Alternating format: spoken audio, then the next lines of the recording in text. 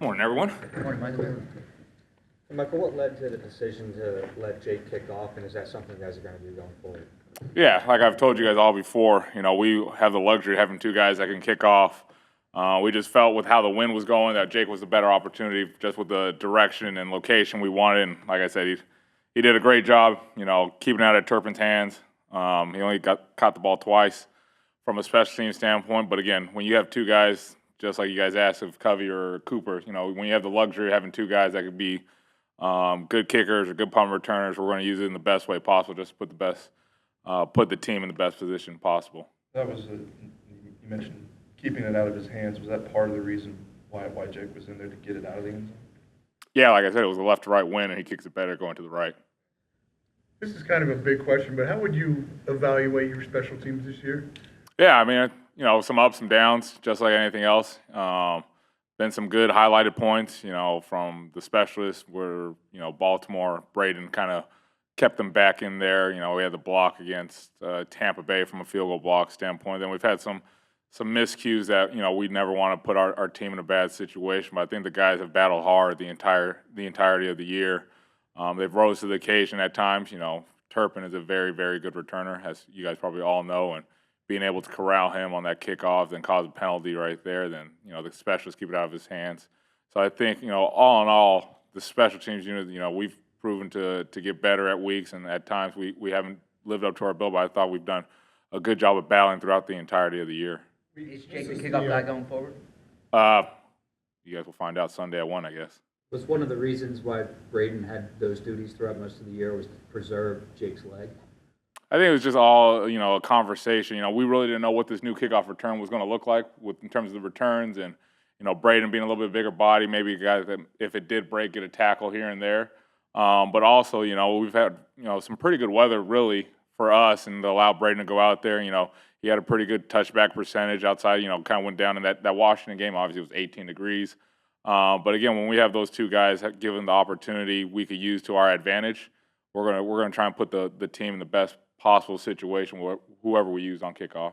This is the first time we're talking to you since Covey went on IR. Obviously, Cooper's done a really good job, and as a punt returner, but with his duties on defense. I mean, as the playoffs approach and everything, is that something you guys have to kind of keep an eye on? Yeah, I think we keep an eye on it almost every week. I know Coop's been doing an unbelievable job on defense. Especially as a rookie coming in, he's done an outstanding job, and he's done an outstanding job for us as a punt returner. We the guys that are blocking from on punt return take pride to keep Coop out of the way, and I think Coop's done a really good job of understanding the speed of punt return and like the guys covering. And you saw in the Dallas game, he got 14 yards and he got out of bounds. Just to mitigate any of those more hits he needs on his body. But again, everything's week by week. We always have these discussions from Coach Sirianni to myself to everybody around here, just to put the team in the best position forward, moving forward. What Mike, if perspective Cooper did you have? doesn't return on Sunday, would it be Anaya Smith?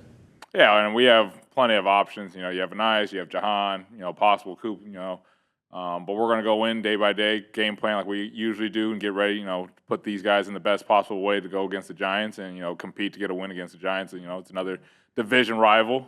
You always want to end on a high note going into the postseason. If someone were to return a kick in the regular season, would you be comfortable using it in the postseason? I think everything's out on the table when it's postseason. It's not like you have another game. Obviously, we always have these conversations going forward, but whatever's going to put us in the best way to win a game, we're always going to think about that. But I think, you've seen Kenny last couple returns have gone past that 30-yard line a couple times. He had that big one to the 39. So Kenny's been doing I know we've kind of beat a dead horse here with Kenny Gainwell, but he's been doing an unbelievable job in terms of the return game. You saw he had the kickoff tackle against Turpin. Like I said, he's one of those few players that you come across that you just are infatuated with. What perspective did you have on Sydney's scuffle and ejection?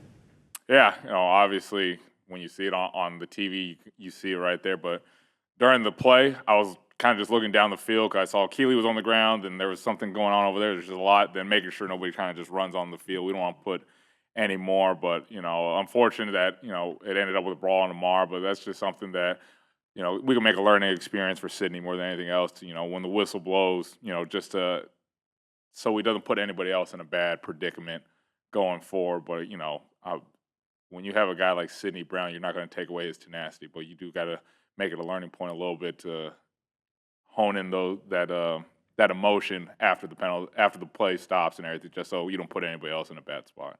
What do you think Sidney brings to the table as far as that, playing on the edge like he does? And I mean, is that contagious around the other guys? Yeah, when you got a guy that plays, with so much emotion on the edge right there, it brings a spark and a different kind of mindset that you kind of need in special teams. Very similar to defense. Like everyone has their own little edge in their own way. You can see Coop, when he gets in a little bit of a dust up, he's just smiling.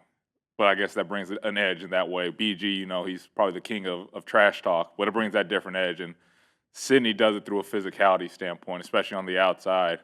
So it does bring an edge, and you always want your guys to back each other up, and I think they do a good job on special teams of backing each other up and trying to get out of those dust ups to make sure we don't lose anybody going forward.